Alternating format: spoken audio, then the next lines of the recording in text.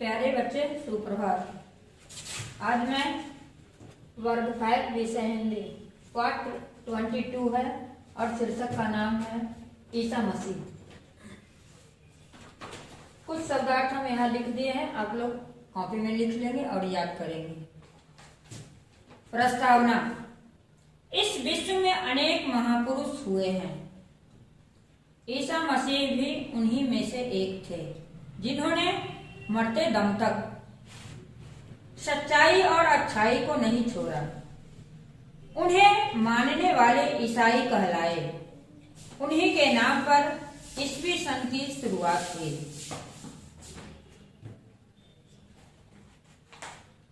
बच्चे, इस पाठ में ईसा मसीह के बारे में पढ़ना है।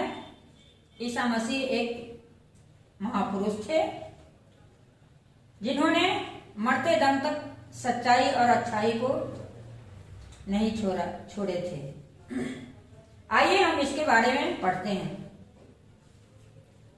एक अनाथ स्त्री थी। एक क्या थी? एक अनाथ स्त्री थी। उससे कोई बड़ा अपराध हो गया था। लोग उसे पकड़कर धर्मगुरु के पास ले गए। धर्मगुरु ने उस स्त्री को मृत्यु दंड देने की घोषणा की। क्रोधी लोगों ने हाथ में पत्थर उठा लिए और उसे मारने की तैयारी करने लगे। भयभीत स्त्री भूमि पर गिर पड़ी और चीखने चिल्लाने लगी।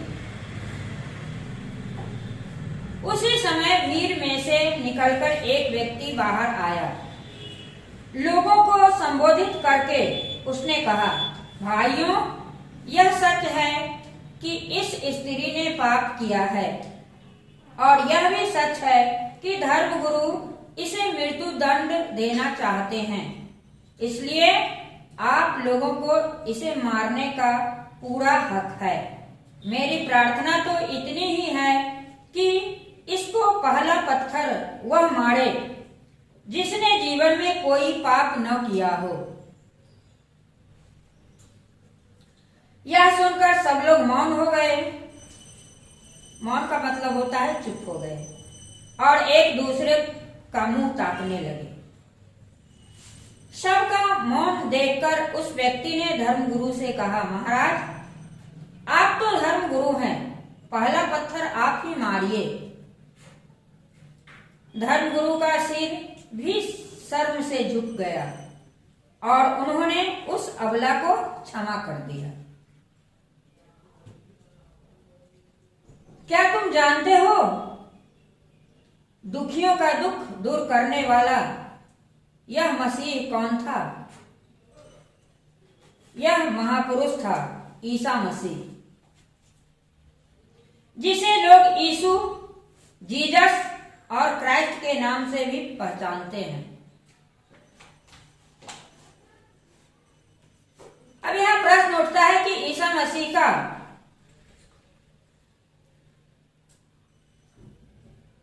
और क्या क्या नाम है?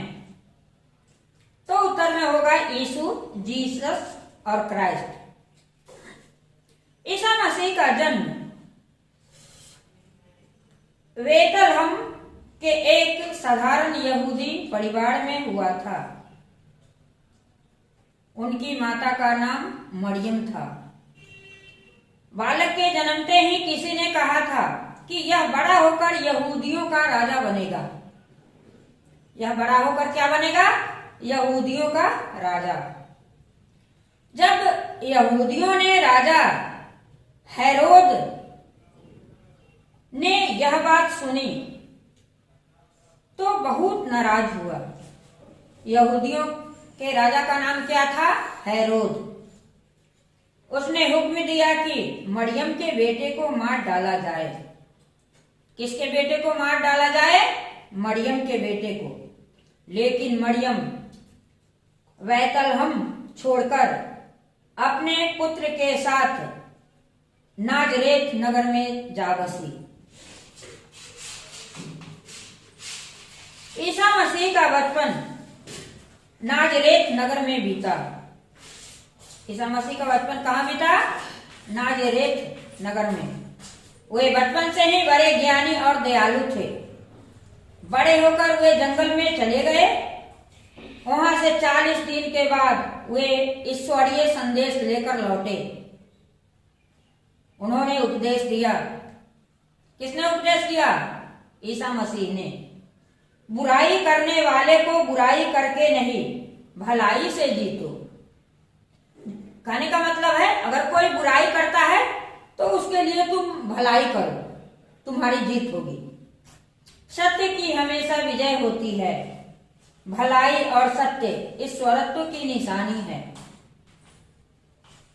ईश्वरत्व की निशानी क्या है? भलाई और सत्य। सच्ची जनसेवा ही प्रभु सेवा है।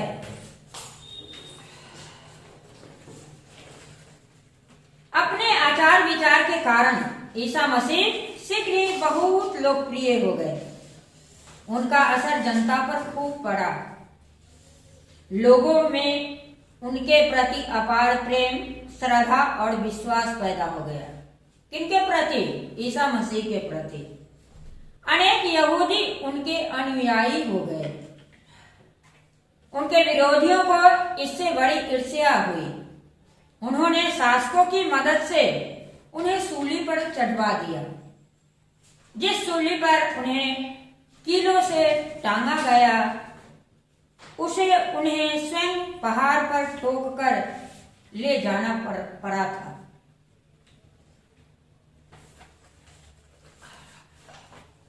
किसको सूली पर चढ़ाया गया था? तो इसका उत्तर होगा ईसा मसीह को। वध स्थल पर पहुंचकर लोगों ने उनके माथे पर कांटों का मुकुट पहनाया। उन्हें कोरों से मार मार कर लहूलुहान कर दिया। फिर सूली पर चढ़ाकर उनके हाथों, पैरों तथा सीने पर कीले ठोक दी। इतना करने पर भी ईसा विचलित नहीं हुए।